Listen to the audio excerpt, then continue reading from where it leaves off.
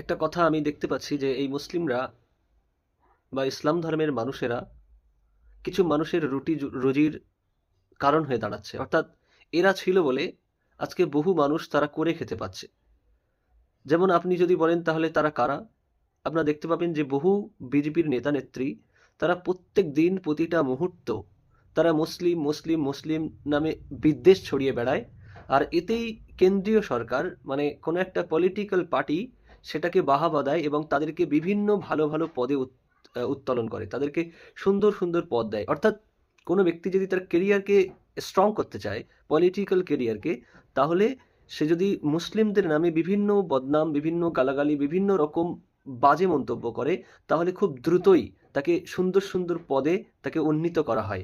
এটা হচ্ছে আমাদের দেশের একটা মানে অসাধারণ পলিটিক্যাল প্রোপাগ্যান্ডা, যেটার দ্বারা কিন্তু আমি আমাদের রাজ্যে যদি বলি, এই কদিন আগে টিএমসিসি ছিল, মানে কখন কোন দিকে যায় আমি ঠিক জানি না।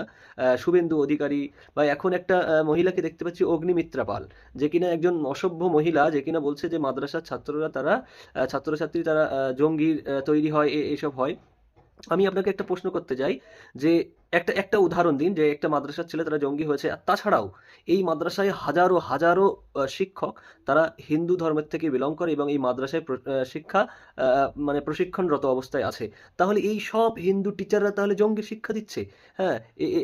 আরও একটা যেটা আপনার অবশ্যই জানা উচিত, যে এই যে মাদ্রাসার ছাত্ররা কোনো গাড়ি ভেঙেছে, কোনো বিল্ডিং ভেঙেছে, কোনো রকম সরকারি প্রপার্টি নষ্ট করেছে, এরকম কোনো উদাহরণ নেই। কিন্তু আপনি যদি দেখেন আরএসএস, এই বজরং, এরা দেশের সাম্প্রদায়িক সম্প্রীতি নষ্ট করছে, তারা দেশের মানুষের যে কোনো সময় যে কোনো মুহূর্তে ক্ষতি করে বেড়াচ্ছে, কিন্তু তাদেরকে জঙ্গি তকমা দেওয়া হচ্ছে না।